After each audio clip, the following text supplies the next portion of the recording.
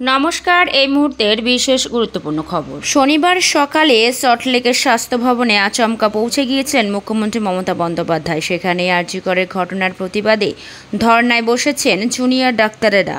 তাদের সঙ্গে দেখা করেন মমতা। ছিলেন রাজ্য পুলিশের ডিজি রাজীব কুমারও।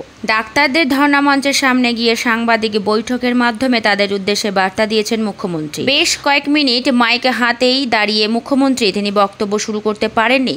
ধর্নাস্থল খানিক বিশৃঙ্খল পরিস্থিতি তৈরি হয়েছে। মুখ্যমন্ত্রী অনুরোধ করছেন তাকে কথা বলতে দেওয়ার জন্য।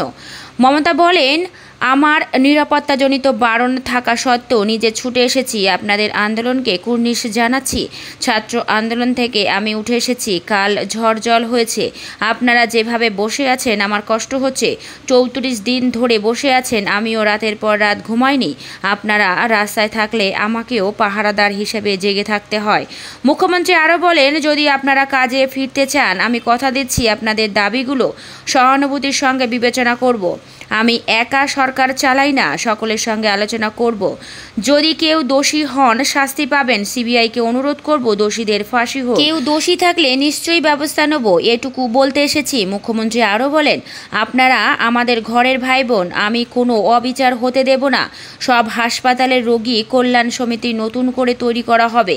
তাতে junior doctor, senior doctor, nurse, police থাকবে। এই সিদ্ধান্ত নিয়েছি। আরজি করের রোগী কল্যাণ সমিতি আমি ভেঙে দিলাম, নতুন করে তৈরি করা হবে। বাকি আপনাদের যা দাবি আছে, যদি সত্যি কেউ দোষী হয় তারা শাস্তি পাবে। কেউ আমার বন্ধু বা শত্রু নয়। যাদের আমার বন্ধু বলছেন আমি তাদের চিনিই না। প্রক্রিয়ার মাধ্যমে তারা এসেছেন। সাধ্যমতো পদক্ষেপের চেষ্টা করব। আপনারা কাজে ফিরুন। আমি কোনো আপনাদের বিরুদ্ধে পদক্ষেপ করব না। মমতা বলেন, সুপ্রিম কোর্টে এই মামলা চলছে। কোনো পদক্ষেপ আপনাদের বিরুদ্ধে করা হবে না। এখন আমি মুখ্যমন্ত্রী হিসাবে এখানে আসিনি, আন্দোলনের সমব্যথী হিসাবে এসেছি, বড় দিদি হিসাবে এসেছি। আমাকে সময় দিন। ভালো থাকুন। ধর্না মঞ্চে আন্দোলনকারীদের যা খাবার দেওয়া হচ্ছে নির্বিচারে তা না খাওয়ার অনুরোধ করছেন মমতা। তিনি বলেন, আপনাদের কাছে আসা মানে নিজেকে ছোট করা নয়, বড় করা। এটা আমার শেষ চেষ্টা।